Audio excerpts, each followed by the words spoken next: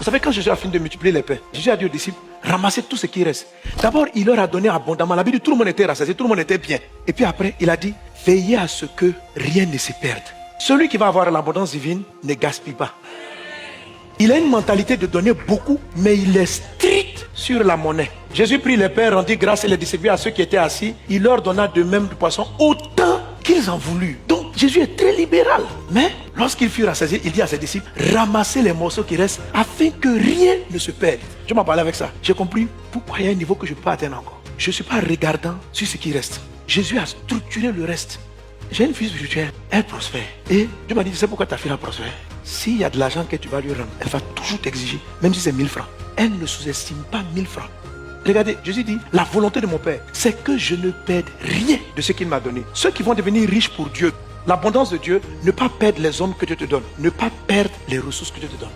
L'organisation pour être riche selon Dieu, c'est une structuration pour ne pas perdre. C'est-à-dire que même la petite corde de la guitare, il ne faut pas dire l'église a l'argent, on casse et puis on s'en fout. Non, c'est-à-dire qu'il y a une mentalité de ne pas perdre. Un jour, les disciples ont commencé à douter. Ils pensaient que Jésus était fâché avec eux parce qu'ils avaient oublié de prendre du pain. Et Jésus leur a parlé de la foi. Il est en train de leur dire, mais ne vous inquiétez pas. Pourquoi vous vous inquiétez même pour manger? Et ce qu'il dit, c'est sur le reste. Il dit, quand on a multiplié les 5 pains, il restait combien de paniers? Ils disent 12. Quand on a fait pour les 7000 hommes, il restait combien de paniers? Ils disent 7. Il dit, ne comprenez-vous pas?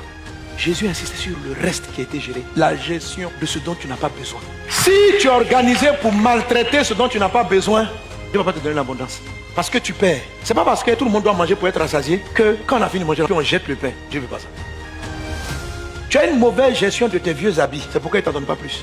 Tu as une mauvaise gestion de la monnaie qui reste dans ta maison. Ce n'est pas rangé quelque part, ce n'est pas respecté. Ça peut se perdre. Non, là je me prêche à moi-même. Que rien ne se perde. Rien. Regardez, quand vous voyez les milliardaires, ils comptent même les aiguilles. Quand ils ouvrent une succursale, ils demandent où est parti chaque point. C'est ce que Dieu regarde, puis Dieu les rend riches. Parce qu'ils ne vont pas perdre ce qu'il leur a donné. Les gens qui ne vont pas devenir riches, ils disent, oh, Dieu m'a tellement donné, oh. Je dis, hein, je ne multiplie plus.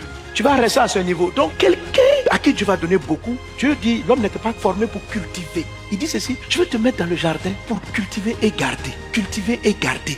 Cultiver et garder. Développer et protéger. Développer, maintenir. Développer, ne pas perdre.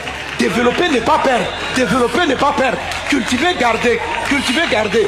Toi, tu sais cultiver, tu ne sais pas garder. Dieu va donner plus à un pasteur, il va rentrer dans l'abondance des âmes parce qu'il sait les entretenir et les protéger. Les entretenir et ne pas les perdre. Les entretenir et ne pas les perdre.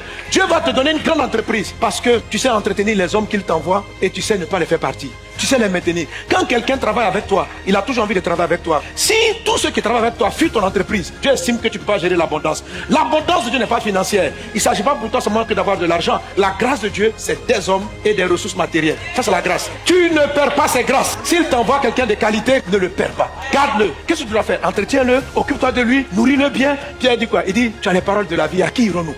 Fais en sorte que les gens savent que rester en contact avec toi, là, ça leur donne la vie. Tu ne perdras pas ce que Dieu t'a donné. Tu sais pourquoi tu es pauvre?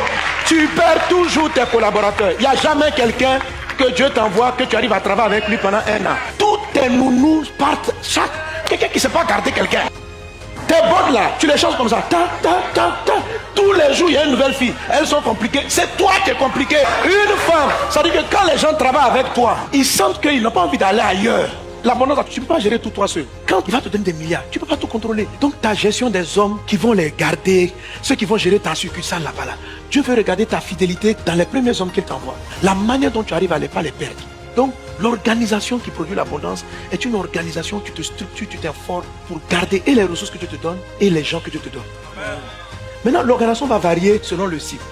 Tu t'organises pour garder et les ressources et les hommes. Pas seulement garder, cultiver et garder.